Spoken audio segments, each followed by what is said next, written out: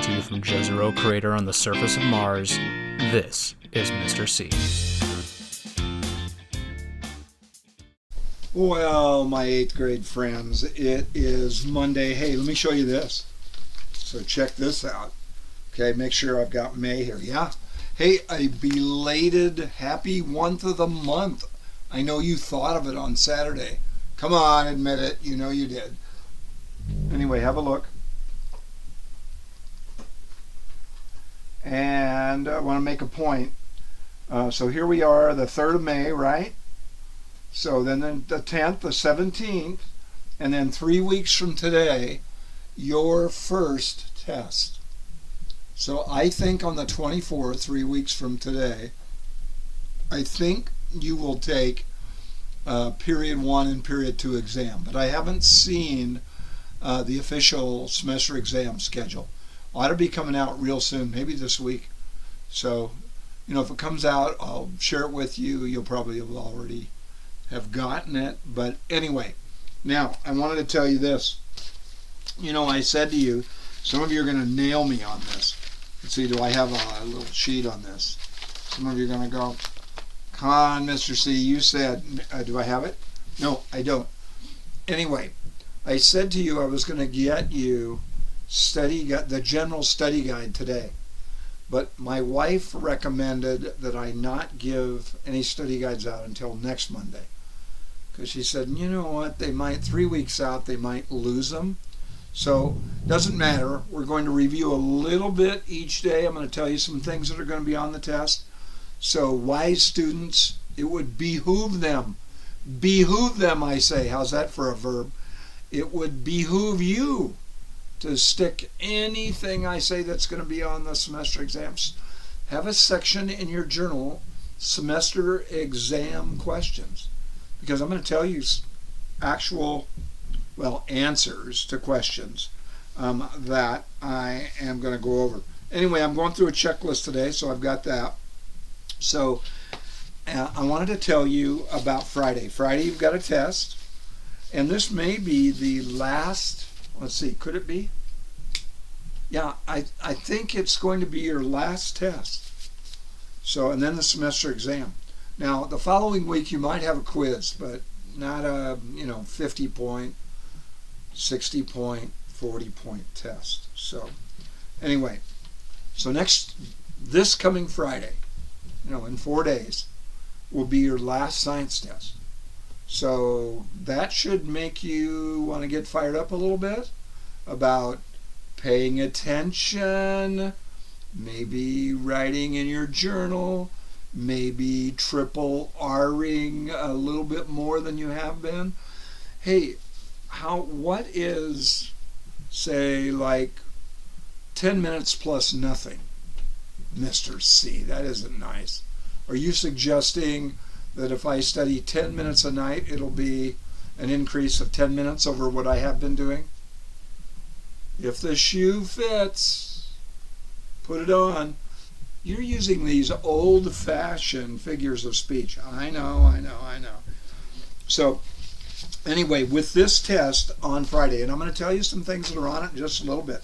I've got to hustle. You have got to have a note card filled out. And I'd have that baby filled out front and back with what's going to be on the test. Got to have a note card that you have stapled to the test that you use during the test. Got to have it.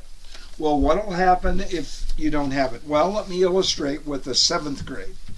The 7th grade just had a test last Friday. So let me illustrate, okay? So this student right here, if I got the right test, I think so.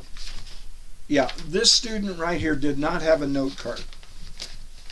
Now, so with most students in the 7th grade who didn't have a note card, if they didn't have a note card and they still did well, they got an A or B, there was no penalty. Okay? There wasn't any penalty. But if they scored lower than that, there was a -1 penalty, and if they really scored low, there's a mandatory redo. So, and that'll be the same with you guys. Okay? So, Now this student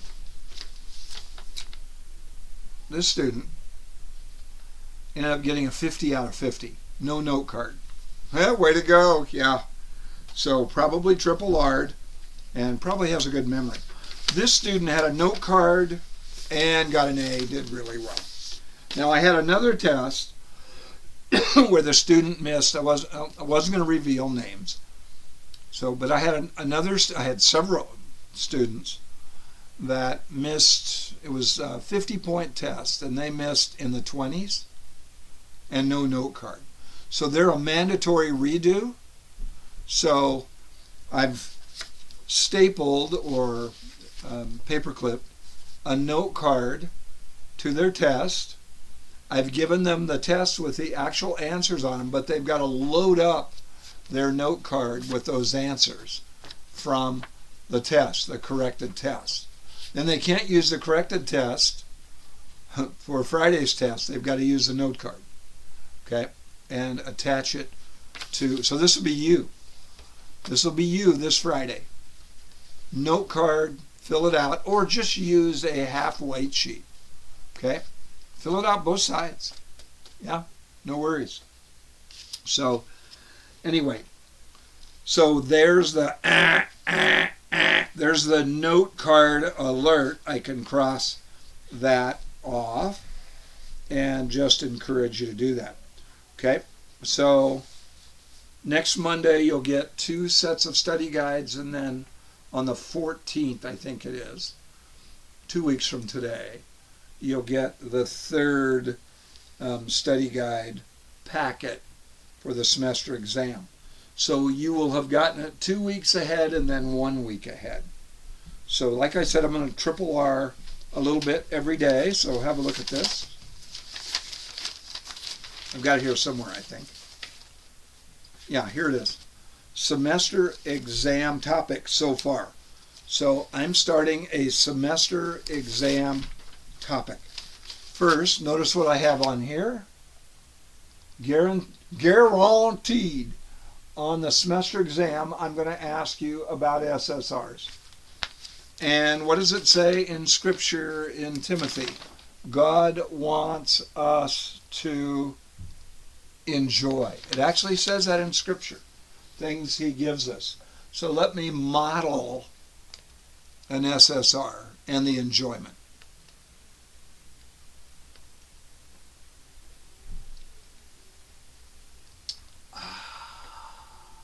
Thank you, Lord.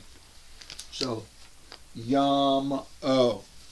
So anyway, there will be an SSR question or two. And don't forget your SSRs are due on the 14th, is it? Is that right? I'm going to have to look at the calendar. Yeah, I got it wrong.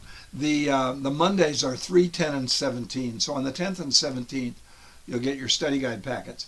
Your SSRs are due on the 14th, and your double A's, your science activities, essays actually, essays, they're due on the 19th. The week right in the middle, that's the Wednesday. See that, the 19th?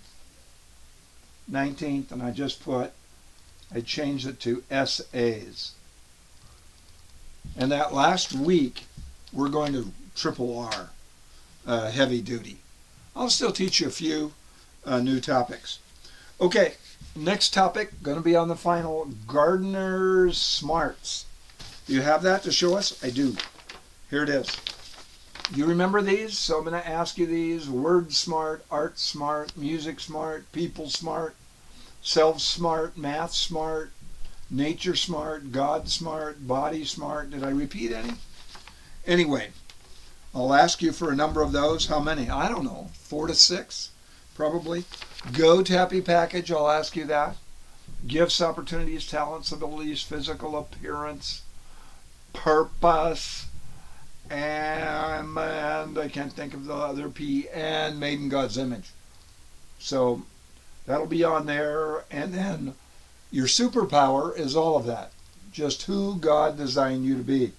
That's your superpower. So I'll be asking stuff about that. See that? Go Tappy package, superpower, who God made you to be. Laura's going to have a little study guide for you by next Monday. with 6 to 8 key things.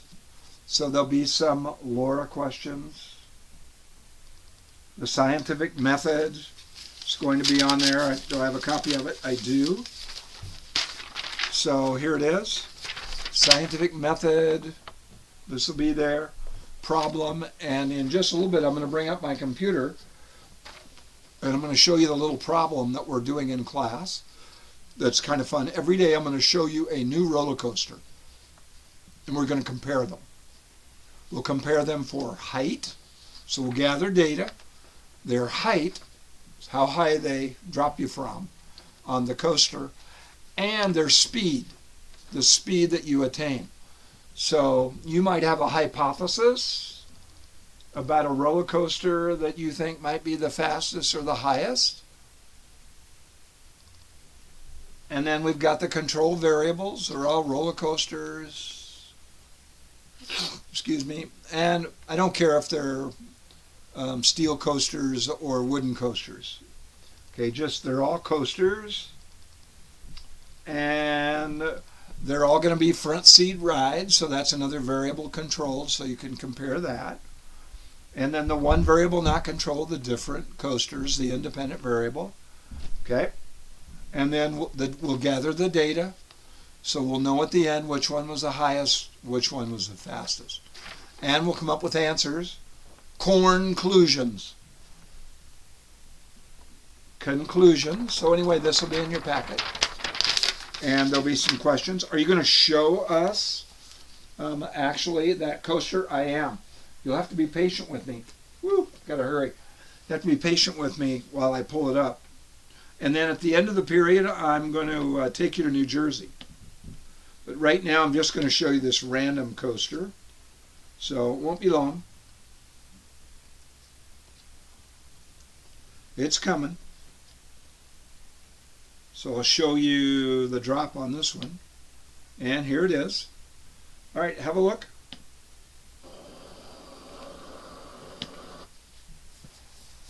Okay, here's the drop.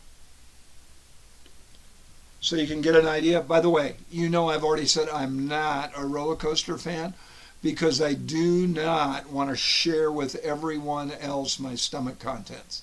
You know, it's not good when you share with other people in the roller coaster car you're in your stomach contents.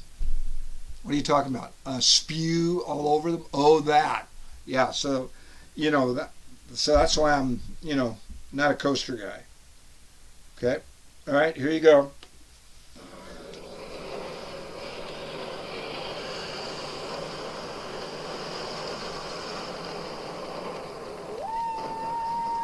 Good grief.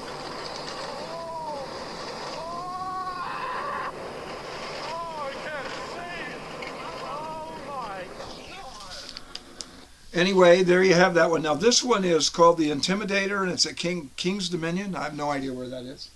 Okay. So the one I'm going to show you later is from New Jersey.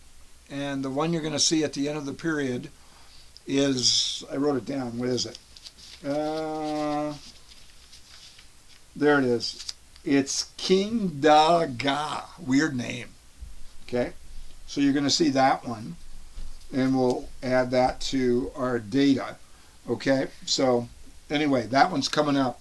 So King Daga, New Jersey. So that'll be the second one that we add to our data sheet. So, and in a little bit, I'm going to come back to roller coasters and tell you about Newton's laws and why I don't like roller coasters. And then I'm going to tell you about Bob Stuplik. Who? Bob Stuplik. Oh, who's he? He was a fellow student of mine at Moody Bible Institute. So I'll tell you about him. Okay? So have a look.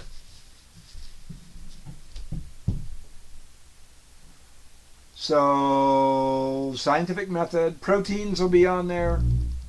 Proteins made of 20 amino acids. That'll be on there. And long chains, 150 all the way to 34,000. Chance for them to form by themselves, 1 over 10 to the 164th. Wow, no way. I know.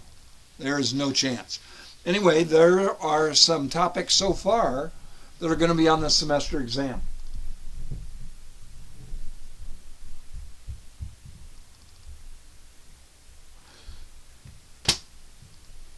Now that says 7th, but it's actually for you too.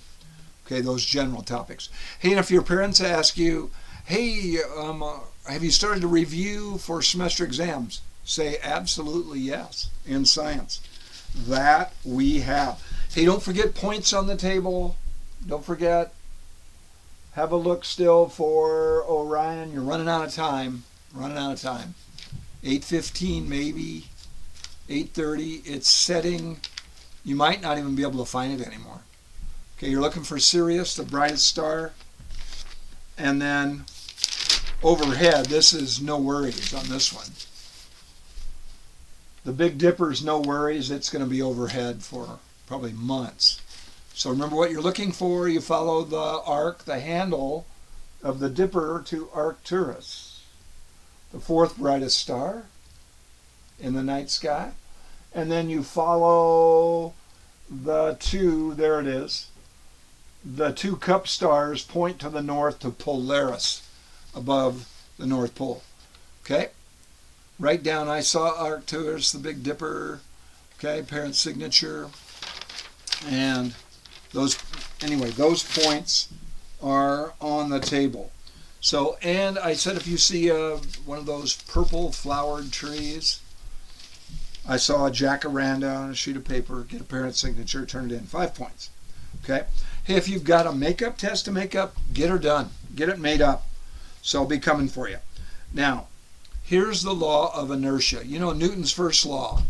It says an object that's in motion will keep moving in a straight line unless acted upon by a force. That's what I wouldn't like about roller coasters. And the other part of that law says an object at rest, not moving, will continue not to move unless acted upon by a force. Now, there is a word called inertia. That first law is actually the law of inertia as well. Another name for it, law of inertia. And here's what it means. An object resists change. If it's not moving, it'll resist moving. If it's moving, it'll resist stopping. That's called inertia. Okay, inertia. So anywho, the law of inertia. Now let me tell you about it regards to a roller coaster. That's what I wouldn't like about roller coasters. When you're on a roller coaster, because of the law of inertia, you know, you're going that direction and then you go that direction. Great. Except what does the law of inertia say about you? The law of inertia says you, even if the roller coaster car turns that way, which direction is your body going to try to move? An object in motion will continue in motion in a straight line. So on a roller coaster, even though it turns, you were going really fast, your body is going to try to keep moving that way. And that's what one of the things I don't like. Besides, I don't like heights. How did you ever skydive? I do not know. You know, I love my daughter a lot, I guess. I was highly motivated to jump with her on her 150th jump. So would I do it again? Nope. So anyway, I'll show you some skydivers later in the week. Okay? And we'll talk about a certain kind of gravity. Okay? So anyway, we will get to that later in the week. Maybe even Wednesday, probably. Wednesday. So anyway, roller coasters, you'd want to keep going that way. Now, what's the story on Bob Stuplik? Well, Bob Stuplik, when I met him, it was hard not to stare at his face. You know, that's rude. Now, when you looked at his face, you saw scars everywhere on his face. I'm not kidding. He had over 200 stitches in his face. What happened to him? Law of inertia. What happened? Well, he was riding in his car. Okay. Well, then what happened? Well, he was riding in his car real fast. Come on, Mr. C, tell us the punchline. Well, he didn't have his seatbelt on. Oh. Getting the picture?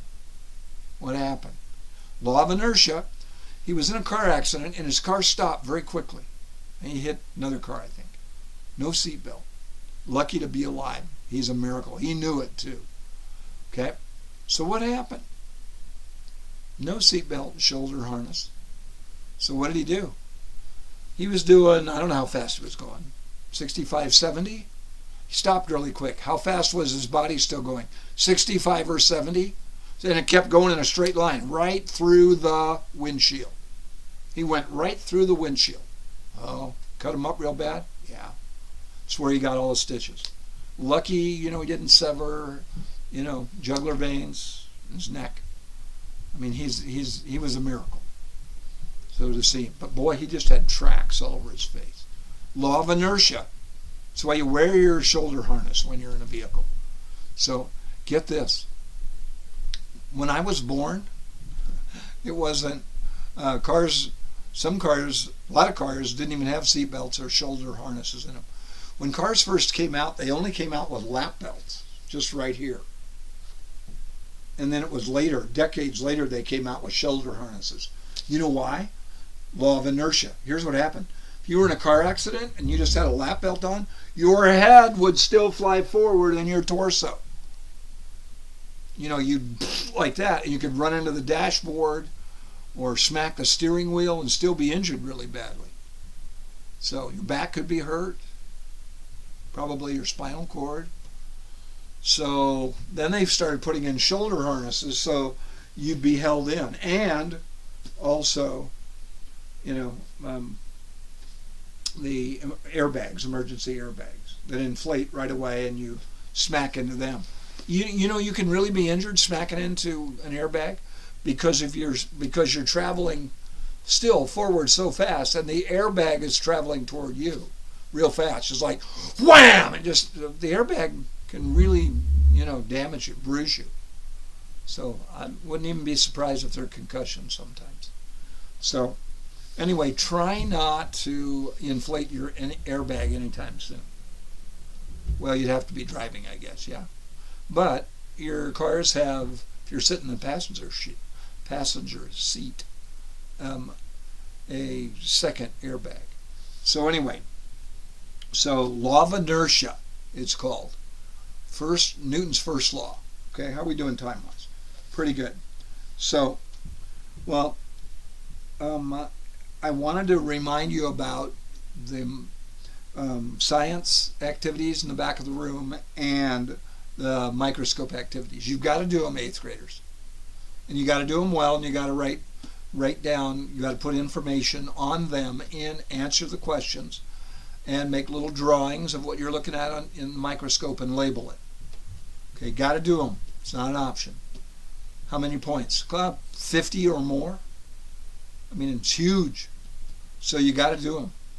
Now, those microscope slides, those are some of the coolest, neatest microscope slides, objects I could show you. They're so cool. So, for instance, you've got an amoeba. It's a little one-celled animal that just sort of flows ahead, just flows its body ahead. How's it able to do that? How does it know to do that? Just one cell, it doesn't have a brain. And I've got the paramecium, one-celled animal that just know to reproduce themselves. They make an exact copy and then split. Fission, cell division. It's amazing to see that. The paramecium in fission. Red blood cells, another one that's really cool. So the little pores, breathing pores, air pores in a green plant leaf. They breathe out of those pores. You remember from the first and second quarter, green plants, CO2 in, O2 out. They breathe O2 out of there for us and for animals. So, but just to see those little openings that the Lord made, they couldn't have formed accidentally. A green plant cannot wait around to develop its breathing pores. It's got to have them right now or it couldn't survive. It's just silly. That's why the evolution idea is silly. Living things need their equipment right now. They can't wait around. Just ridiculous. So it's one of the cool arguments against the evolution idea. So anyway, Mr. Phillips is going to work out a time where you, maybe this week, where you determine what you have left to do on the science activities, if anything. I know a lot of you are done. Okay? Just clean it up, finish it up, if you haven't finished them up. Those of you that have got a few to do, maybe more than a few, make sure you get them done. Okay? You know what will probably end up happening? If students don't do them, I'll probably make you come in the following week after your tests. I'll call your parents and I'll arrange for you to come in, and I'll say you'll either get a 0 out of 50 or I'll end up giving you a 30 or 32 out of 50. 0 out of 50, 32 out of 50. That's still a D. Big penalty. So anyway, you'll want to make sure you get all of those done. It'll be a pain.